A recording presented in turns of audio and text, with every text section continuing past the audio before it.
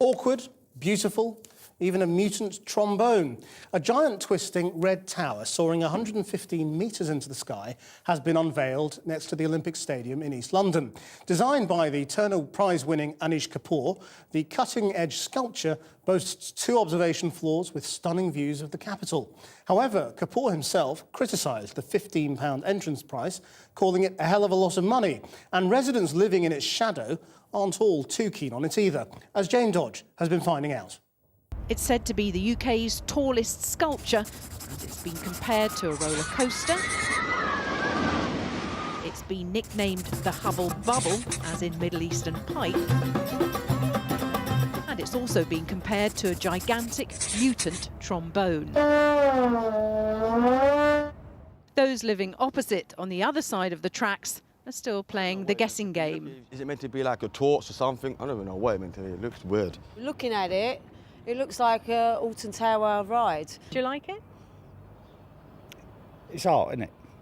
The ArcelorMittal orbit, named after its sponsor, the world's biggest steelmaker, has taken 18 months to construct. Its vital statistics are impressive. It's 115 metres high and consists of 2,000 tonnes of steel, including a giant orange dome. The idea is to go up by lift and down by foot, as long as you have a head for heights. When you get to the top, there are 2 observation rooms. You certainly get a good view from here. They say on a clear day you can see for 20 miles. But the designers insist this is much more than just a viewing tower. It's a sculpture. And standing here, you do get this sense of these huge red steel arms wrapping themselves around you. The 2 large mirrors inside were a late addition, adding an extra $1 million to make the overall cost £24 million. But the man who's paying the bill has no regrets. I could not have dreamt of this. And having seen this is very exciting, very exciting. So, a rich man's folly, or even as some have suggested, a vanity project by the London mayor. It's very spooky, parabolic mirrors. It was Boris Johnson who got Lakshmi Mittal involved after a chance meeting in a cloakroom at Davos in 2009. Later telling the team chosen to design it, he wanted an icon to match the Eiffel Tower.